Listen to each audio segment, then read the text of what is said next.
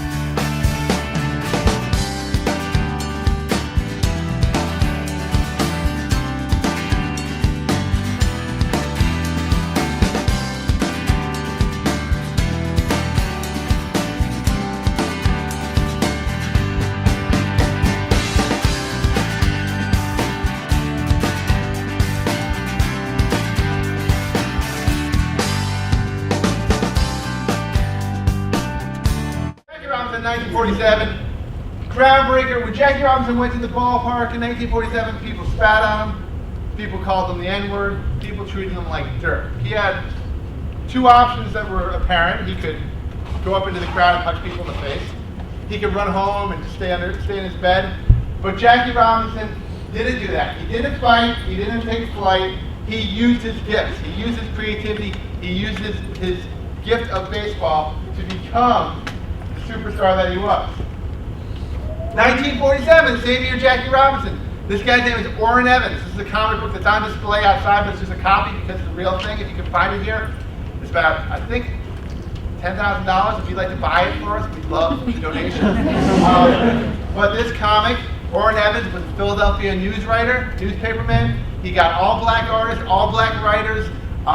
He got somebody to print it for him, bought all the paper. He published it. When he went to do the second issue, the printer wouldn't print it, the publisher wouldn't publish it because there was backlash.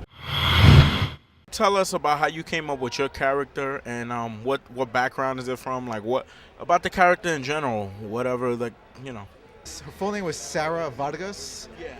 She's 16 years old. She has basically the typical run-of-the-mill life in high school and everything else. But the idea is that she got these abilities completely, pretty much as a complete fluke, and now she has to deal with that and save herself, save the planet as much as anything else. But the one thing I wanted to do with this character is do a character that I felt people can relate to. She has normal problems like anybody else, and a lot of stuff she goes through stuff that I went through growing up. But on top of that, also is give a strong female character that I've always liked strong female characters as well throughout my life, and that's what I want to do with her, and push the Latino aspect of it more. A year ago, the ultimate version of Peter Parker. This is like a pocket universe of the Marvel universe. That version of Peter Parker died and was replaced by a new Spider-Man named Miles Morales. And he is a half-black, half-Puerto Rican kid from Brooklyn who has taken on the mantle of being Spider-Man. And I've been drawing this book for most of the last year. And so I think it's great because not only is it a book that's exciting, it's about a young character, it's about a character that I think is someone that a lot of readers can identify with the way they couldn't identify with Peter Parker because he doesn't look quite the same. And it's nice to have Miles Morales kind of just being a different side of what superheroes can be and represent. This is 13. He is going to a charter school in Brooklyn, and his uncle, who is an ex-supervillain, or still a supervillain, accidentally carried home a spider similar to the one that bits Peter Parker, and that spider ended up biting Miles, giving him powers similar to but not identical to the ones that Peter had. So he can climb walls, he now has web shooters, and he can turn invisible, which is a power that Peter Parker didn't have. But he's even younger than Peter Parker was when Peter Parker became Spider-Man, so he's having to kind of face the dangers and the challenges of being a superhero at a much younger age. And it's scary for a kid like that to go through it, and we're having a lot of fun telling the story of how he weathers that transition. His name is an alien character, but he actually looks Hispanic. Why? Because I envisioned him as being of color. Again, I just cannot. I'm sorry. I mean, not to sound racist, Caucasians have Superman and Green Lantern, and that's great. And I love those characters, but I just naturally picture my character to be of color. He is an alien character. He does take on human. They look totally human. He does take on more human characteristics as he gets to know humans more and more. Basically, he's a member of a warrior race from a parallel universe, and they come to Earth and they decide that, oh, this planet would actually be good for us to inhabit. And he decides that no, it's not the right thing to do. So he stands up for the people of Earth, even though he's not of Earth. And like I said, he is of color. So we do have certain of those issues that we are going to build into the book, but he's not, and he looks totally human, but he's not of Earth. So we will have some of those dynamics working on. So this person who doesn't have to deal with issues of race with his own people will have to deal with it in terms of the people of Earth, who he's actually defending. So I think it's going to be a bit of an interesting dynamic. My collection of paintings, the concept is the traditional and contemporary cartoons and its influence through the popular culture. For example, I tried that in my paints use strong colors, and I think that represents Latin people, the strong colors. So I think the artists can represent themselves through the colors, through the paintings. She's a secret agent. She's part of a team called the Elite Lunisolar Liberty Agents, or ELLAs, and they go around the galaxy sort of righting wrongs, battling monsters, saving planets, and she's the best agent in the whole of the ELLA team, and she's got the fastest ship and the best assistant. She's born on the planet copacetic, and she's basically she just brings sort of fun. We wrote the story to be like really fun and really light-hearted, and there's like lots of movie reference and stuff. She's like big on her movie reference and changing a costume. Yeah, her special power is just being her. I think she's got no superpowers. Well, the character of Jinrai, well, it's not the character, but the story of Jinrai actually is about a young student from the United States by the name of Andrew Marcus. He's an anthropology student. He's studying in Marrakesh, Morocco. And anyone who's traveled overseas, regardless of where you're from, I've done that, everyone's done that. You have preconceived notions about the people of that region. So he's studying there, and he really doesn't look at that region as having much say in the grand scheme of world events. And what happens is that the Earth is invaded by a very fierce race, almost a martial race, if you will, who believes in manifest destiny. They're known as the Kibrani. The word Kibr is actually a word that means arrogant in Arabic, so we use that word as the launching point. But he's there, and what he finds out is that the only force, the only thing that can actually stand up against the Kibrani are a race of beings that have been feared and despised in that part of the world known as jinn or genies. So the first genie character, or the first genie we're introduced, is in the control of someone you might not know. So I don't want to give any spoilers away, but in our story we have American characters, we have Middle Eastern characters, we have characters from overseas. So we're going to be bringing in characters from all over the world. Again, I just want to emphasize the point. Their backgrounds are incidental to the story. They don't define who they are.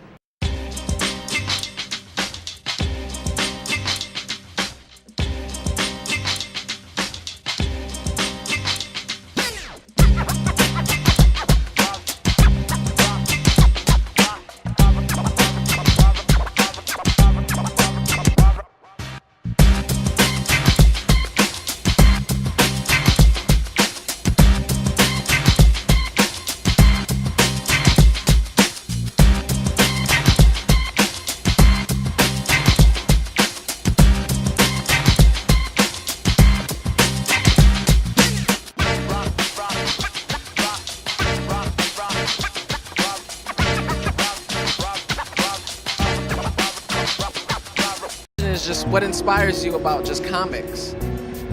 I mean, I guess, like I've always been into artwork and then telling stories, so it's like you put them two together, you kind of, you read, you learn a lot of stuff from comic books. Different villains or different superheroes teach you different things. Like he said, Taskmaster teaches him goals in life. Joker taught me just to be yourself, no matter what it is. So, I just went with it, and that's it. comics in general, it's a great read. You know, it builds imagination. It has everything you need. So these days, you know, if you can't watch a movie, you got to pick up a comic in order to read out the New World today. Just the fact that we can all be characters that taught us something as children. It's like there's a saying that we learn so much from people that didn't even exist. Like just like the ending stories from like Dragon Ball Z and the end of any Inuyasha episode. It's a life lesson. It's just inspiring to be able to just step out and be something else and just have everybody just have so much fun. It was fun. It passed the time by, you know. Yeah, on long car challenge. trips, you know. It was a challenge. Yeah. Everything. I mean, you can go to a whole different world, or you can just find the superheroes sticking up for what's right. So that's what I like. Comic books are awesome. I mean, it's escape from the world, and you go into another world, and you can be anything you want. It's awesome. The constant struggle between good and evil. I think, like you said, as when you were younger, you always dreamed about being. It makes you feel super, so it just makes you feel better. Well, I think comics are set apart from movies and TV shows in that TV shows, movies, they end. Comic books, heroes, villains, they never die. So now we get to wear that on our sleeve, that inspiration that they'll never go out.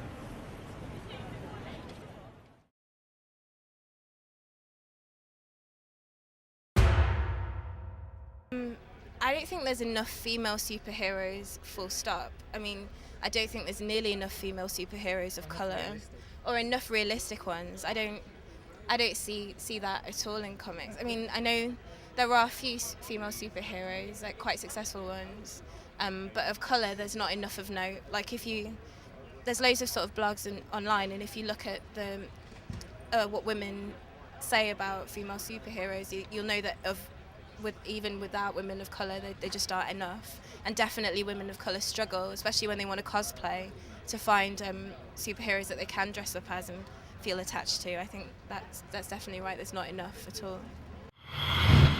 What are you looking forward to most today at Comic-Con? Looking forward to most, just buying some good stuff and for cheap, because like I said before, I'm kind of broke. Almost anything, you know. Rubbing into Resident Evil fans is mostly what I've been doing all day. I'm looking forward to seeing everybody having fun, getting outside of their box and being someone else, and then just getting some really cool stuff also on the cheap because we's broke.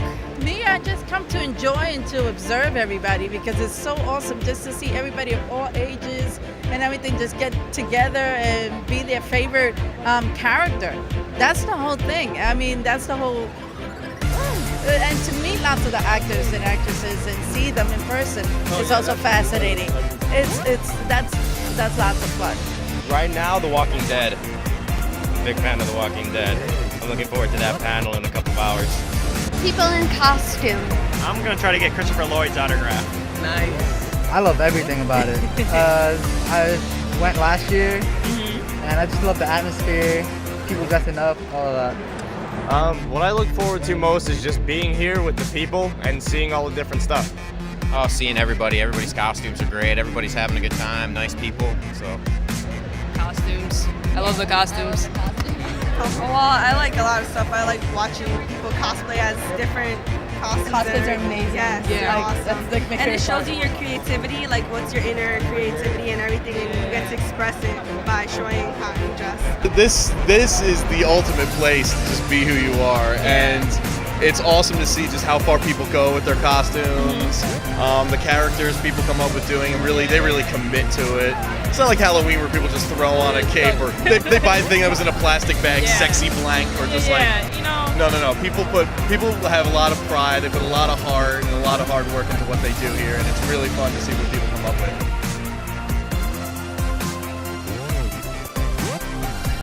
I don't know. It's for the ladies. They love it. They see the big hat and like, oh, I mean, I'm sorry about that. They're like, oh, I gotta go see that. I gotta touch him. I'm like, fine. And he's my favorite character to use in Mario Kart.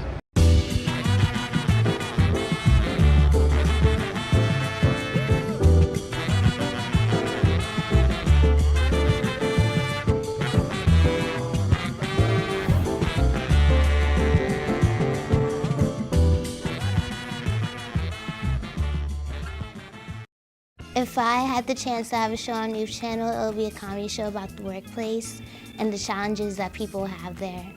And it would entail examples such as if someone has a mean boss or they can't figure out their actual job and title. The message that will go out to the audience is that people can overcome challenges no matter what it is at work, that they should know how to deal with it and be strong during the process.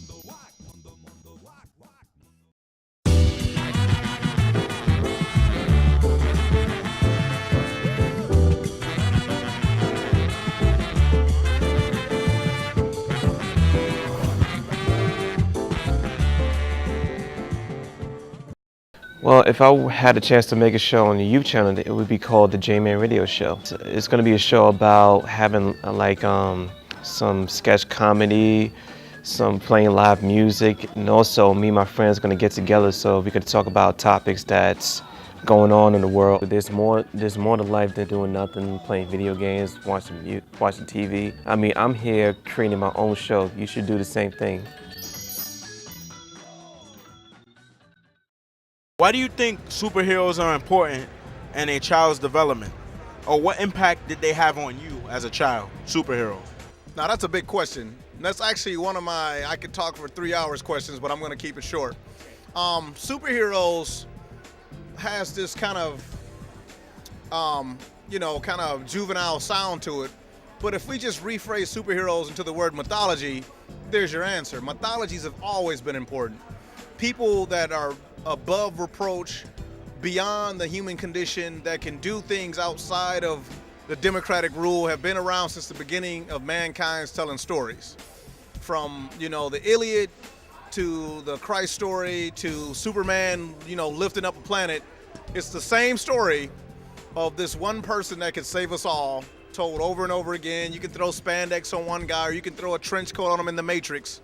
But these stories are important to humankind because they give us something to aspire to or they give us messages on what not to do. Superheroes are really important because they give you a fundamental value of putting others before yourself, and using tools that you have to help other people. I think that's really important. I think for girls, it's important that they know that they can stand up to somebody. Culturally, a lot of people want women to be more subdued and submissive. That's why I think having female superheroes as a role model is important. As a whole, boys and girls, I think they benefit from having role models that show that you can be honest, that you have to be strong to help other people, that sort of thing, that you can make a difference. Superheroes is important. I think that obviously in this day and age, we're in a cynical era, and sadly enough, a lot of the morals, a lot of the conventions that universally are recognized as being part and parcel of the human experience are seen to be outdated, and people look at what's expedient, what they need to do to get things done now. And superheroes hold themselves up to a higher moral standard, and I think that's why they're so important, because you have to have the ideals. You know, as they say, if you shoot for the moon, even if you don't make it, you'll be among the stars. That's a pretty popular cliche, but that's true, and that's what superheroes offer. They offer that standard, they offer that platform, and they offer the example for young people to strive for. Whether or not they reach it, that's not up to them. There are a lot of other circumstances, but heroes give you the template, they give you the example to follow. Well, they teach kids how to be strong, have a better backbone. Don't be such a wuss. Exactly. That's an interesting question, because I got a little girl and she's 5, and she loves My Little Pony and she loves all the princess stuff, but I try to put the superhero culture into it, and I think it's important because it shows the ideal of humanity, what we're trying to shoot for a lot. We're trying to, whether it's through weightlifting, whether it's through athletics, Olympics, whether it's through volunteer work and stuff, we're trying to show the best of what humans can be, and I think a lot of times that's what superheroes are all about. Well, besides the fact that they're good morality tales for kids to learn, although they weren't the only morality tales that I read when I was younger, I just think it's good as escapism. It's just, broadening a child's imagination. I mean, there's something to be said for that too. I mean, I love the fact that at a young age, I was thinking of other worlds and, things like parallel universes and other planets, other races, galaxies, and I thought it was great that I was thinking about that stuff at a young age. So I just think just for the simple fact that it broadens a young person's mind and opens their minds, I just think it's good. Children, because in today's society with all the media, people are often misguided in how they should react to a situation, and so when something happens, they'll just be like, well, what would Superman do? Superheroes are fighting for the better good. I feel that as kids grow up, they will keep that in their head, that whatever they do should be a positive thing. So I feel like that, especially with kids, is the significance of superheroes. Like that when I was a little girl, I looked at Superman and Spider-Man as someone of good, someone that helped the community, and I feel that in today's society it's important to have superheroes because children need a positive outlook in life, and that there is community. Everyone said I think they need to be a positive role model in their life. I know when I was younger, I would see all these superheroes as someone I wanted to strive to be like, someone I knew would choose always the good path over the bad. So I think they need someone in their life that's similar to that, that'll allow them to choose good over bad decisions. I feel like it's an incredible, supportive crutch if they are lacking. I don't even have to say it that way, because for me personally, I got into comics as a result of living in the middle of nowhere, not having a neighborhood of cool kids to hang out with or anything. So I just kind of started hanging out with the X-Men, and we started reading Spider-Man and Batman and all this stuff, and it was just, I feel like it also expands the vocabulary in terms of, you read words and you see things in the comics that you're not going to really find anywhere else, and of course the imagery really helps to color it all out, and it's an important establishment for any child, actually, Are there any last words or comments you would like to make to the people out there? Comic readers, they need to sort of gang up and demand that there are more female superheroes and more solo female protagonists who aren't part of a team, which you don't see that often either, like a comic that just follows a female protagonist. I think that's hard to find, and when you do find it, they're not very many. Maybe spotlighting women creators and writers. We all have small situations in our lives where we do things that require courage, that require strength, and superhero is an exaggeration of that same principle that is true for everybody. But it does it and presents it in a way that is exciting and that kind of speaks to and inspires us to do better things, to be better people. See comic books now as a way to talk to people, a way to help them understand that they can make a difference. So even though I didn't take on the mantle of vigilante, I'd like to think that my work is helping people appreciate the heroes that they like and maybe help them hold on to the ideas that they can make a difference in other people's lives. That's what I think.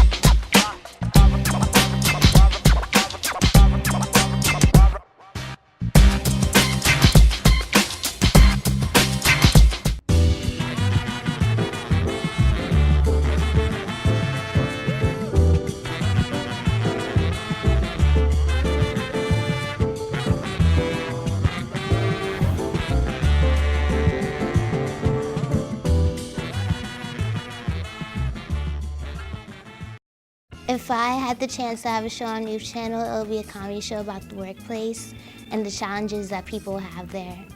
And it would entail examples such as if someone has a mean boss or they can't figure out their actual job and title. The message that will go out to the audience is that people can overcome challenges no matter what it is at work, that they should know how to deal with it and be strong during the process.